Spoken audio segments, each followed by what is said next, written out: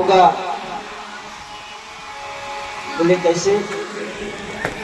मथुरा में एक उग्रसेन नाम के राजा थे, जिनका पुत्र था कंस। वो इतना दुराचारी आतंकवादी प्रवृत्ति का, उसने क्या किया, अपने पिता उग्रसेन को ही कारागार में डाल करके स्वयं गद्दी में बैठ गया। जब स्वयं गद्दी में बैठ गया तो प्रजा उससे रुष्ट हो गई। प्रजा को संतुष्ट करने के लिए उसकी एक चचेरी बहन थी देवकी। तो मन में विचार किया कि प्रजा मुझसे रुष्ट है, तो क्यों ना मैं अपनी चचेरी बहन का विवाह धूमधाम से करता हूँ कि प्रजा मुझ पर आकर्षित हो जाए। कि किया तो गलत है, जो पिताजी को जेल खाने में बंद कर दिया, स्वयं राजा बन करके बैठ गया। परंतु अपनी चचेरी बहन का विवाह किया, वो भी बड़े धूमधाम से। और विवाह करने के बाद स्वयं रथ हाँक करके वसुदेव और देवकी को रथ में बिठा करके जब गोकुल के लिए प्रस्थान करने लगा, मथुरा भगवान यत्र नित्यम सन्निहितो हरे।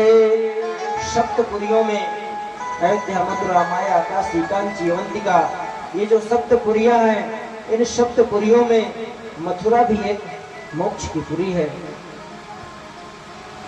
जैसे ही मथुरा से गोकुल के लिए देवकी वसुदेव को लेकर चलने लगे, उसी समय आकाशवाणी हुई, अश्या त्वाम अष्टमो गर्भो हन्त्याम बहसे बुधा। आकाशवाणी ने कहा, ए मूर्ख कंस, जिसको तू इतनी धूमधाम से विदा करने जा रहा है, इसका 8वां लाल बनेगा तेरा काल। जैसे ही सुना कि इसके 8वें पुत्र द्वारा मेरी मृत्यु हो जाएगी,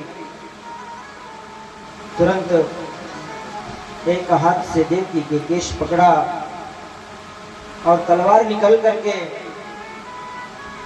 देवकी को मारना चाहा। वसुदेव जी ने हाथ जोड़ करके कंस से कहा कि अरे आप तो बहुत बुद्धिमान राजा हैं, आप जैसा कोई राजा है क्या? बहुत प्रशंसा किया, आप क्यों मारने का दोष अपने सर पर लेते हैं? मृत्यु जन्म बताओ वीर देहेन सहजायते। मृत्यु जन्म के साथ ही आ जाती है। जैसे जन्म होता है उसी समय उसकी मृत्यु भी निहित हो जाती है। किस समय उसकी मृत्यु होगी? तो राजन, ये जन्म मृत्यु तो पहले से तय है, किसका कहाँ जन्म होना है, किसकी कहाँ मृत्यु होनी है। आप इसका दोष अपने हाथ क्यों लेते हो? ऐसा करो, इन्हें छोड़ दो। राजा कंस ने कहा, ऐसा करता हूँ कि मैं तुम दोनों को कारागार में बंद कर देता हूँ। वसुदेव जी ने कहा, ऐसा ही करो। और वसुदेव देवकी को ले जा करके कारागार में बंद कर दिया। वसुदेव जी ने वचन दिया कि जैसे ही पुत्रों की उत्पत्ति होगी, मैं लाला करके तुम्हारे हाथों में दे दूंगा। पुत्रान समर्पयिष्ये अश्यायतस्ते भयमुद्यतत्। जैसे ही पुत्रों का जन्म होगा, मैं ले लेकर के तुम्हें समर्पित कर दूंगा। इस प्रकार जैसे ही पहला पुत्र हुआ, वसुदेव जी लेकर के कंस के पास पहुंचे। बोले, पहले पुत्र का जन्म हुआ। कंस ने कहा, ऐसा करो, इसे ले जाओ, क्योंकि इससे मुझे तो कोई खतरा है नहीं। खतरा तो 8वां लाल ही मेरा काल है, तो खतरा तो 8वें से है। जैसे ही वसुदेव जी लेकर के लौटने लगे, तो कंस के गुरु जी थे नारद जी। मन में विचार किया कि अगर ये कंस इतनी दया दिखाएगा तो भगवान का प्राकट्य कैसे होगा? और जब भगवान का प्राकट्य नहीं होगा तो इन दुष्टों का उद्धार कैसे होगा? नारद जी पहुंच गए। कंस ने दंडवत किया, बोले चेला ये तुम क्या कर रहे हो? देवताओं की माया कोई नहीं जानता, वो एक को 8 बना दे और 8 को 1 बना दे। बोले कैसे? नारद जी ने 8 लाइनें खींच दी। बोले गिनती करो, इधर से भी गिनोगे तो भी 8, उधर से गिनोगे तो भी 8। क्या भरोसा किधर से गिनती आरंभ कर दे।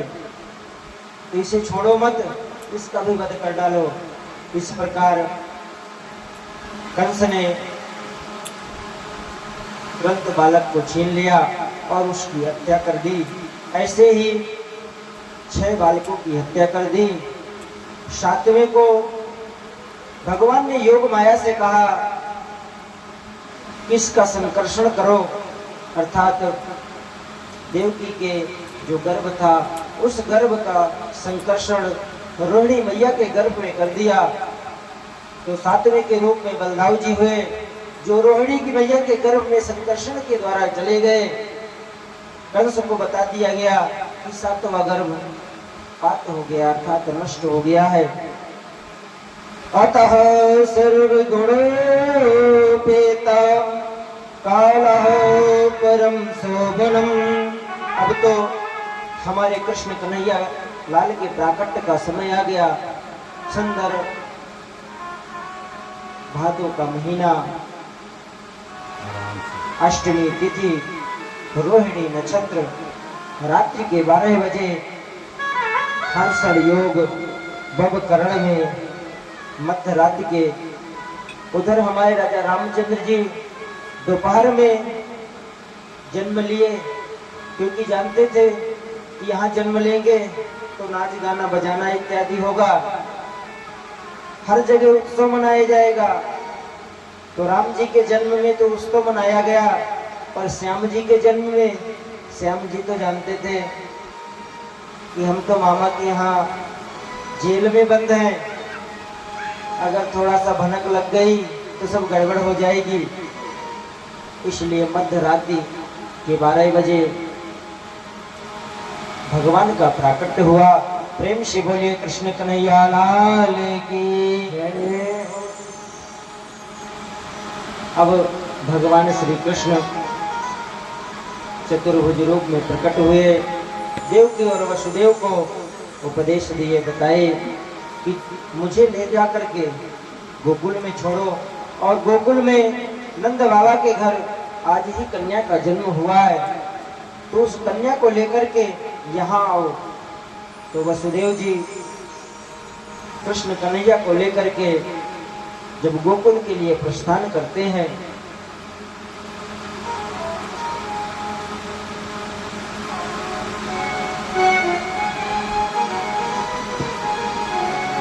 लेके वसुदेव मथुरा से गोकुल चले, लेके वसुदेव मथुरा से गोकुल चले, माँ की ममता खड़ी की खड़ी रह गई। मथुरा से गोकुल चले, माँ की